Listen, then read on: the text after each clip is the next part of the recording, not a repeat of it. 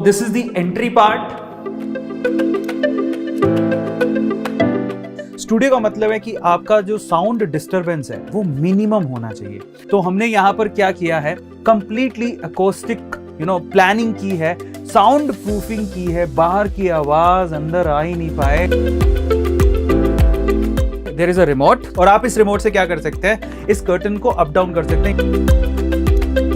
आप देखो वॉल को किस तरह से यूटिलाइज किया। एक ही वॉल पे हमने ग्रीन स्क्रीन लगा दिया, एक ही वॉल पे हमने इलेक्ट्रॉनिक स्क्रीन लगा दिया जहां से लाइव सेशन ले सकते हैं, और उसी वॉल पे एसी भी वही वॉल माउंट करवा दिया।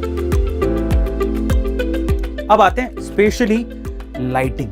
जब आप ग्रीन स्क्रीन को यूज कर रहे हैं तो आपको लाइटिंग किसी और तरीके की चाहिए।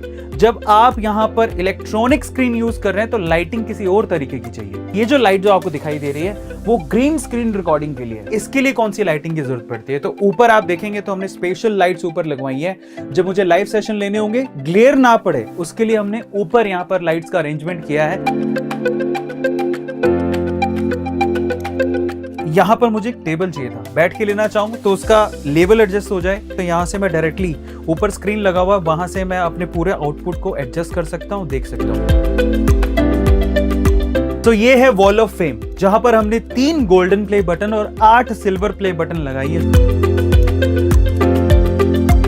बेसिकली ये पूरा जो प्रॉम्प्टर है जिसमें स्क्रिप्ट है, अप डाउन करने के लिए रिमोट भी होता है। आप रिमोट के थ्रू से कंट्रोल भी कर सकते हो अपनी स्क्रिप्ट को जितना आपने पढ़ा है।